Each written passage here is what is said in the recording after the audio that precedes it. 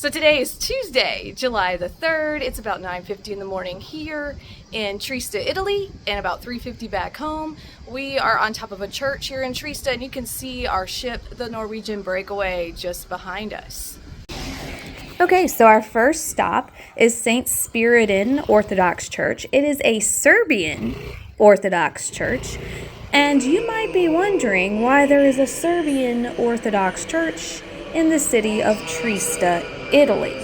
And that is because in the year 1751, the Austrian Empress Maria Theresa allowed the Orthodox to practice their religion freely in the city of Trieste.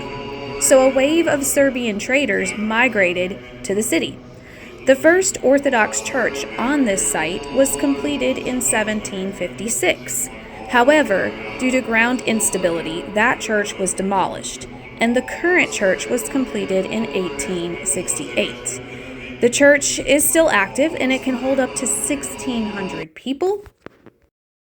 Next, let's head to the top site, in my opinion, in the entire city, and that is the Trieste Cathedral. It is quite a hike. You have to go up significantly in elevation, but it is totally worth it.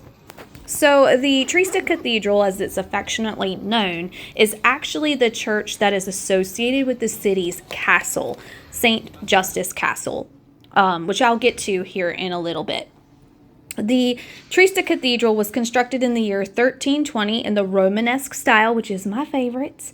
Like most churches, this is not the original church on the site, although part of the original flooring has been incorporated into the current structure. The original church had previously been a Roman temple dating to the 500s, which is a very interesting fact. But by far, the most striking thing about this church is the mosaics that you will see here. They are Byzantine inspired, which makes them exceptionally beautiful, and therefore I would say is one of the most beautiful churches that I have ever been inside of.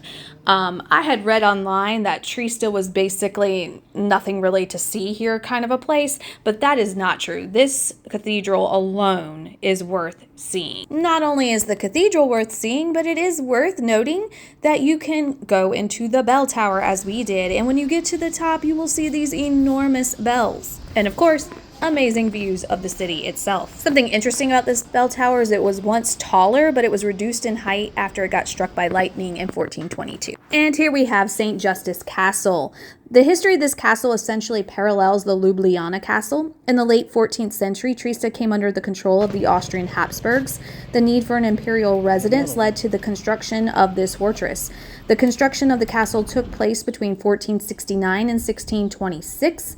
In the mid-1700s, it was no longer needed as a residence and thus became a garrison and then a prison.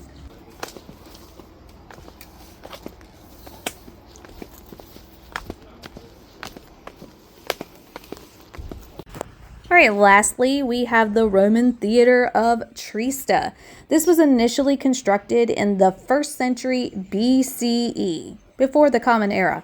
It was expanded in the 2nd century CE during the reign of the Roman Emperor Trajan.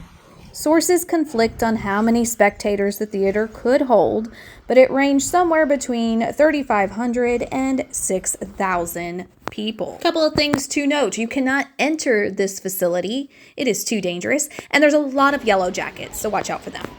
Sadly, we couldn't stay any longer. It was embarkation day, and it was time to head to the ship for check-in.